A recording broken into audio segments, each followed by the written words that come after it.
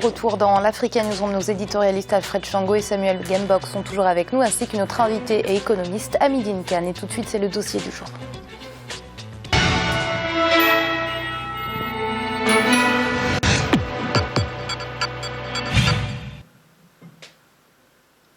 L'Afrique est marquée par une hausse ininterrompue des investissements dans le secteur minier. Le continent regorge d'une importante partie des ressources minières de la planète, devant la demande de plus en plus forte des ressources dues à la montée en puissance des pays émergents. L'Afrique, sous-explorée et sous-exploitée, prend des allures d'Eldorado pour les petites et grandes compagnies minières originaires d'Europe, d'Amérique ou encore de Chine.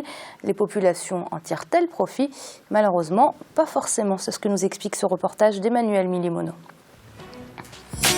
Le potentiel minier africain est l'un des plus importants de la planète. Le continent dispose d'une fenêtre d'opportunité particulièrement intéressante. Il concentre 30% des réserves mondiales de matières premières minières et est déjà un producteur incontournable pour un grand nombre de ressources. En 2005, l'Afrique produisait notamment 77% de platine, 56% du cobalt, 46% des diamants et 21% de l'or. Le secteur minier africain occupe pour beaucoup de pays une part importante des revenus nationaux. Depuis 2003, la demande en ressources minières est tirée par la croissance des pays émergents. Elle ouvre à l'Afrique, au potentiel minier très important mais peu connu, une fenêtre d'opportunité pour pérenniser sa croissance. Seul paradoxe, certains pays ont entamé l'exploitation et la vente de ces ressources minières depuis plus d'un demi-siècle, mais le revenu des populations reste parmi les plus faibles. À qui profitent donc ces immenses richesses? Les gouvernements africains sont-ils en mesure de capter une partie des revenus miniers et de les mettre au service du développement économique, social et environnemental du continent? Ou au contraire, cet appétit pour le sous-sol africain va-t-il tourner au pillage du continent? La richesse moyenne du sous-sol africain par kilomètre carré de terre est estimée à environ 25 000 $. Malgré cela, le continent a du mal à tirer pleinement profit de son sous-sol. Bien que significatifs, les revenus générés par les exportations de matières brutes ne représentent qu'une faible proportion de ce que pourraient représenter les exportations de produits finis ou semi-finis, selon la Conférence des Nations Unies pour le commerce et le développement, CNUSED. Depuis les années 2006-2007, on a un boom minier qui est effectif, qui est le résultat d'une politique d'attractivité des investissements dans le secteur minier. De sorte qu'on a en gros un glissement du modèle de croissance de notre économie. Si certains pays, à l'instar de la Guinée équatoriale, ont su profiter pleinement du boom des richesses du sous-sol, d'autres par contre restent encore pauvres après plus d'un demi-siècle d'exploitation. Des sites miniers détenus par des multinationales foisonnent dans plusieurs régions du continent, cohabitant le plus souvent avec des populations pauvres. Les infrastructures sociales de base prévues dans les contrats ne sont pas toujours construites à leur bénéfice. Déguerpies parfois sans indemnisation, les populations qui vivent sur les sites miniers ne tirent pas toujours profit des revenus générés. Les richesses ne sont pas vraiment partagées à la population comme ça se doit. Quand vous prenez par exemple au niveau national ce que la Guinée capte par an, vous comparez le niveau de vie de la population à ces sommes que nous récoltons de l'exploitation minière par an, vous verrez un écart très significatif. C'est surtout un ensemble de personnes et une minorité qui n'est pas très grande malheureusement, qui profitent du boom minier. Et du reste, je pense que de ce point de vue, les mines ont alimenté l'insurrection, ont créé les conditions de l'insurrection, parce que les mines ont vraiment drainé beaucoup de ressources dans les élites politiques. En Guinée ou encore au Burkina Faso, le boom minier a eu pour corollaire une hausse des attentes des populations vis-à-vis des compagnies minières. Construction d'infrastructures éducatives, routes, dispensaires, promesses d'emploi sur les sites miniers, le désenchantement qui en découle a été à l'origine de mouvements de contestation parfois très violents.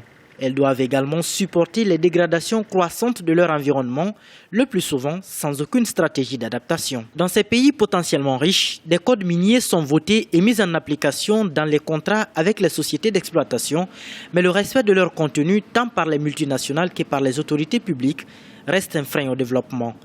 La Guinée, par exemple, considérée comme un scandale géologique, premier pays exportateur de bauxite au monde avec un potentiel minier encore inestimable, n'a été jugée conforme à l'initiative pour la transparence dans les industries extractives ITIE qu'en 2014.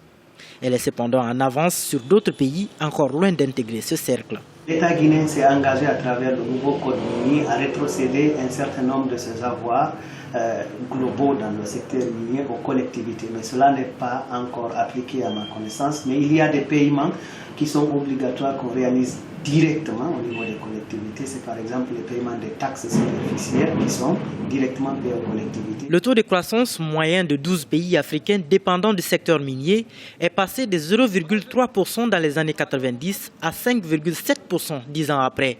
La réforme du secteur minier n'est qu'une des grandes réformes parmi celles entreprises par ces pays, mais reste cependant celui qui a le plus contribué à la croissance de ces pays. Pour assurer le suivi du respect des codes miniers, les sociétés civiles du continent veillent attentivement et constituent des forces de proposition aux autorités gouvernementales dans le renforcement du contrôle dans les mines. La Guinée a pu valider, n'est-ce pas, les critères pour être admise au niveau de l'ITIE. Parce que les contrats miniers ont été révisés grâce à une demande formulée en 2007 par la société civile. Alors, le gouvernement de consensus qui a été mis en place, suivi par les différentes transitions qu'on a connues, ce programme a connu une révision. Donc aujourd'hui, avec les normes ITIE, la Guinée a l'obligation de publier ce qu'elle gagne. La pauvreté a du mal à être combattue au sein des populations, notamment celles qui cohabitent avec les champs miniers. À ce propos, deux paramètres essentiels sont à prendre en compte. D'une part, les sociétés d'extraction ne s'acquittent pas correctement de leurs obligations fiscales et d'autre part, la corruption et la malgouvernance gangrènent le secteur. Il faut encore accroître les efforts de la transparence, surtout dans l'octroi des licences. De mon point de vue, rien d'autre que l'application des normes de la bonne gouvernance. Parce que si les citoyens recevaient ce qui leur revenait et qu'ils géraient de manière correcte ce qui leur revenait, je pense qu'il y aura une satisfaction. On aura transformé l'environnement de cohabitation entre industriels riverains en une situation, si vous voulez, de dialogue. Pour de nombreux pays d'Afrique, le secteur minier est le seul capable de relancer l'économie et de générer des revenus fiscaux conséquents. C'est notamment le cas pour la Guinée où il occupe une part importante de la rentrée des devises. Un secteur minier important peut jouer un rôle essentiel pour le développement durable d'un pays. Les opportunités qu'offrent les infrastructures dédiées comme les routes, les chemins de fer, les ports et les centrales électriques participent à l'essor économique.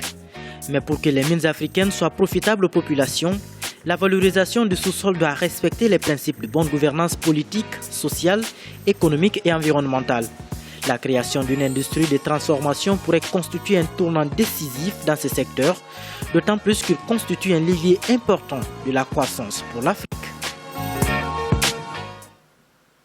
Samuel, ce n'est pas une question mais plutôt une affirmation. Il apparaît évident que l'Afrique n'a pas su tirer profit intelligemment des ressources dont regorge son sous-sol. Absolument, le constat il est clair, il ne souffre d'aucune contestation. Et si l'Afrique a attiré beaucoup plus d'investissements dans le secteur minier au cours des dernières années, c'est parce que quelque part, elle n'a pas été à l'origine de la planification qui avait été faite. C'est la Banque mondiale dans les années 80 qui amène les États africains à adopter de nouveaux codes miniers, à réguler le secteur dans la vie des différents pays. Et c'est grâce à ces réformes proposées par la Banque mondiale que le secteur a été libéralisé. Et la libéralisation de ce secteur a contribué à des investissements massifs de la part des États émergents comme le reportage l'a relevé. Simplement, il a manqué et il manque à certains pays la capacité de planification, l'intégration du secteur minier dans les politiques du développement et la réflexion sur le long terme. Je pense que beaucoup d'États planifie en fonction juste des intérêts immédiats. Et si l'Afrique n'a pas suffisamment, ou certains pays n'ont pas suffisamment tiré le maximum de profit, c'est parce qu'il y a aussi cette connivence entre certains hommes politiques et les milieux des affaires dans le secteur minier. Donc ce sont ces choses-là, c'est l'ensemble de ces dysfonctionnements qui fait que l'Afrique ne puisse pas, ou certains pays ne puissent pas tirer le maximum de profit. Et encore une fois, il faut préciser que certains pays n'ont pas su tirer le maximum de profit par rapport au secteur minier. Il y a des pays qui l'ont fait, comme la Guinée équatoriale, on l'a relevé dans le reportage. Donc, on attendra peut-être de voir comment ce secteur va évoluer. Est-ce que les processus qui ont été mis en place, les initiatives qui ont été prises au niveau international, il y a le processus de Kimberley qui vise, par exemple, à assurer beaucoup plus de transparence et à protéger les mineurs. Donc, si ces dispositions sont respectées, je pense que le secteur minier contribuera très certainement à l'amélioration de la vie sociale dans certains pays. Monsieur Kane, des sous-sols extrêmement riches, des compagnies qui affluent toujours pour les exploiter et des niveaux de vie qui n'augmentent pas. C'est un peu ça le paradoxe du continent africain. Oui, effectivement, comme vous l'avez souligné, c'est juste parce qu'il n'y a pas de transparence. Il n'y a pas de transparence et puis il y a des connivences avec les multinationales dans le domaine fiscal, dans le domaine des concessions, dans le domaine des rétrocessions. Effectivement, par exemple, quand on dit la Guinée équatoriale aurait pu mieux faire. Elle fait quelque chose, mais elle aurait pu mieux faire. Il y a des pays comme aussi le Ghana ou bien le Botswana qui tirent leur épingle du jeu. Mais la plupart des pays africains ne tirent pas leur épingle du jeu, surtout, par exemple, la Guinée-Conakry ou bien la Mauritanie. La Mauritanie qui est l'un des grands producteurs de fer dans le monde, avec 12 millions de tonnes par an, qui dans la prospective, dans la planification, veut aller jusqu'à 24 millions de tonnes par an, ne tire pas son épingle du jeu. Et puis les deniers, les bénéfices que l'État mauritanien, 3 milliards l'année dernière, on ne sait même pas où est-ce qu'ils sont passés. Il n'y a pas, par exemple, d'audit là-dessus. La société civile est tenue à l'écart. Et ça, c'est vraiment terrible pour un pays, un grand pays, mais avec 4 millions d'habitants. La population mauritanienne vit dans la misère totale. Et puis, on ne voit pas de perspective d'amélioration. Cause pour laquelle il faudra que les États africains prennent cet enjeu. Par exemple, les mines de fer ou bien les ressources minières ne sont pas indéfinies. Il faudra que ce qu'on gagne dans ces exploitations, qu'on puisse les investir ailleurs dans d'autres industries, surtout, par exemple, dans le domaine de l'agriculture, dans les nouvelles ressources, dans les énergies nouvelles et renouvelables. Ça, c'est des potentialités que l'Afrique doit voir et doit prendre en prospective. Parce que sinon, ce serait un gâchis dans une dizaine d'années. Beaucoup de mines vont s'estomper et puis on ne verra que du feu. Les sociétés multinationales, il faudra avoir des accords sains avec eux. Avec ces sociétés, il faudra avoir des accords sains. Et puis, les États africains sont en mesure de dicter aussi leur bien vouloir. Parce qu'il ne faudra pas dire que vous venez, vous exploitez et vous partez. Par exemple, en Mauritanie, il y a une société canadienne qui est d'ailleurs dans le viseur de l'opérateur de bourse américain qui dit que cette société a fait de la corruption au plus haut niveau de l'État. Au plus haut niveau de l'État. Et puis, c'est des ressources minières, par exemple, l'or de la Mauritanie. C'est un trou sans fin, et puis c'est des tonnes qu'ils exploitent en Mauritanie, mais la population mauritanienne croupit dans la misère. Et ça, je crois que c'est inacceptable pour la Mauritanie, pour l'Afrique dans sa globalité. Il faudra que les Africains bénéficient de ces exploitations, parce que ça va dans l'avenir du développement du continent africain. Oui, Alfred, l'exploitation par les grandes compagnies étrangères, c'est censé générer des revenus fiscaux, des revenus même conséquents, mais dans un souci d'attirer toujours plus d'investisseurs, les États africains n'ont-ils pas trop assoupli justement leur loi fiscale ? Naturellement. Je pense effectivement qu'il fut une époque où les États négociaient en position de faiblesse et donc justement l'enjeu était de dire mais on met en place des codes miniers qui sont favorables à ces multinationales, à ces grands groupes, en espérant effectivement avoir des retombées. Sauf que ces retombées n'ont pas été utilisées à bon escient. Je prends le cas du Tchad par exemple, lorsqu'on a découvert le pétrole, qu'on a commencé à exploiter le pétrole, l'idée qui était lumineuse à cette époque-là était de créer un fonds pour l'avenir, où une partie justement des royalties que le Tchad recevait des compagnies exploitatrices revenait d'office justement à ce fonds du futur. Effectivement, tous les ans, tous les mois, il y avait de l'argent qui était versé dans ce fonds, jusqu'au moment où, par la mégestion, la mauvaise gouvernance justement de ces ressources par le gouvernement tchadien, le président tchadien a été obligé de faire sauter justement ce fonds pour dire mais il faut payer les fonctionnaires, etc. Je pense effectivement que l'une des réponses serait la mise en place de fonds spéciaux destinés justement non seulement à soutenir le développement, la protection de l'environnement dans les zones d'extraction, en même temps, dans la mise en place des infrastructures les plus utiles, les écoles, les équipements sanitaires, etc., pour permettre justement que les lieux où l'extraction se fait, qu'à ces endroits-là, effectivement, les populations puissent bénéficier directement. Ensuite, le surplus, l'État peut, par péréquation, distribuer dans les autres secteurs de la vie publique. Moi, je me souviens encore, on parlait du Nigeria en ouverture, justement, de cette ANR, qu'à l'époque, des accords avaient été signés par une très grande entreprise d'exploitation pétrolière anglo-américaine, néerlandaise. Et dans les accords, il était prévu justement de reverser un fonds pour le delta du Niger.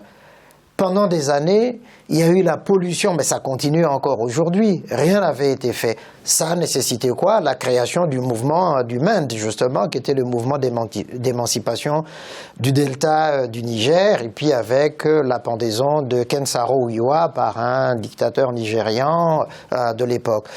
En gros, effectivement, il faut de la lucidité de la part des chefs d'État africains, beaucoup de volontarisme politique pour pouvoir utiliser à bon escient justement non seulement les codes miniers, mais les retombées justement de l'exploitation minière.